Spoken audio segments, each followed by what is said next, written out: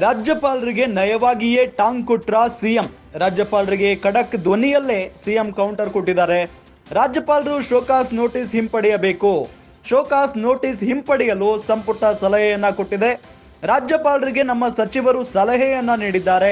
ನಿನ್ನೆ ನಡೆದ ಸಚಿವ ಸಂಪುಟ ಸಭೆಯಲ್ಲಿ ನಿರ್ಧಾರ ಆಗಿದೆ. ಟಿಜೆ ಅಬ್ರಹಾಂ ಸಲ್ಲಿಸಿರುವ ದೂರನ್ನ ತಿರಸ್ಕರಿಸಬೇಕು. ರಾಜ್ಯಪಾಲರ ನೋಟಿಸ್ಗೆ ಸಿಎಂ ಸಿದ್ದರಾಮಯ್ಯ ತಿರುಗೇಟನ್ನ ಕೊಟ್ಟಿದ್ದಾರೆ.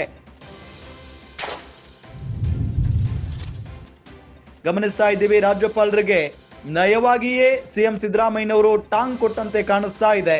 ಇಲ್ಲಿ ರಾಜ್ಯಪಾಲರು ಶೋಕಾಸ್ ನೋಟಿಸ್ ಹಿಂಪಡಿಬೇಕು.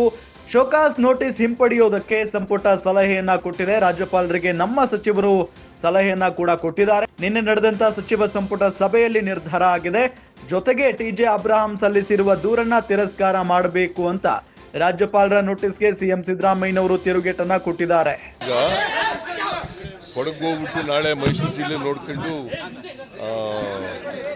ನಾಳೆ 12 ಗಂಟೆ 1 ಗಂಟೆ ಅಷ್ಟೊತ್ತಿಗೆ I will attend the party meeting. ಅಲ್ಲಿ ಉತ್ತರ ಕೊಟ್ಟಿದ್ದಾರಲ್ಲ ಎಲ್ಲ. ಕ್ಯಾಬಿನೆಟ್